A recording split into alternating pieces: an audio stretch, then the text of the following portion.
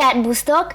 Ti most Angelika Habpatron csatornáját látjátok. Az heti videómban a szolidaritásról fogok pár hasznos információt adni nektek, ahhoz, hogy hogyan is legyünk szolidaritásosak. Én ezen a héten a szomszédban lakó Vesztivel vállalok szolidaritást, ugyanis az ő gazdája nagyon sokat dolgozik, és így Vivian sokat van egyedül otthon, és a gazdájának lelkiismeret furdalása van. Itt most megkötöm magam. Vannak például ilyen mondások, hogy ha megdobnak kővel, dob vissza kenyérrel. Manapság, ha valaki megdob egy kővel, neki dobsz egy vekni kenyeret, lehet, hogy sértésnek veszi, mert ugye lehet, hogy gluténérzékeny, és szerintem inkább legyen az, hogyha megdobnak, inkább várj meg, míg lecsitul ez a személy, és amikor már így lecsitul, akkor próbáljátok meg megbeszélni, hogy mi a gond, és hogy itt ne dobigáljon.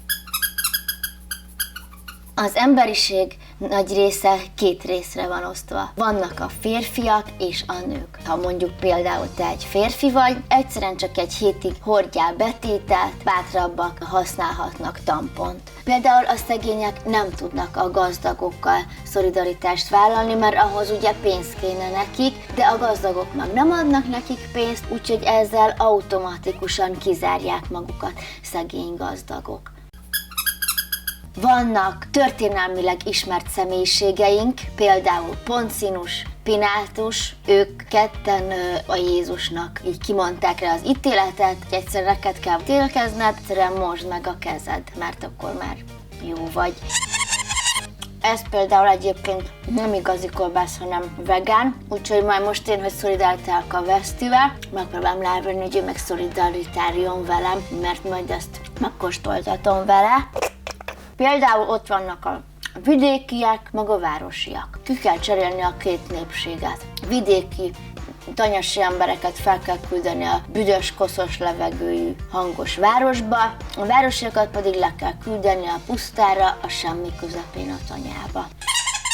Ott vannak például az egyedülállók és a családosok. Te egy egyedülálló vagy. Egyszerűen menj oda a legközelebbi óvodához, kérd kölcsön a kis gyerekeket. Te egy több gyerekes család, anya-apa vagy, küld el a gyerekedet táborba. A hívők a hitetlenekkel. Tehát, hogyha te egy hitetlen vagy, akkor kezdj el hinni. Akár egy ilyen kis labdába, Istenben is hithetsz, a hívők pedig próbálják meg Isten nélkül, mert az se könnyű ám. Ezt lehetne összeszolidaritálni, akkor ebből megteremtődne a világ béke. Jaj, kis gabonakolbász. Jött a lift föl, és ilyenkor mindig szokott ugatni a szomszéd kutya. Ennyit szerettem volna elmondani nektek a mai videómban, remélem tudtam nektek segíteni. Ti is segítsetek nekem abban, hogy nőként én hogyan tudnék szolidaritást vállalni a férfiakkal, borotválkozzak meg minden reggel, álvapisilés.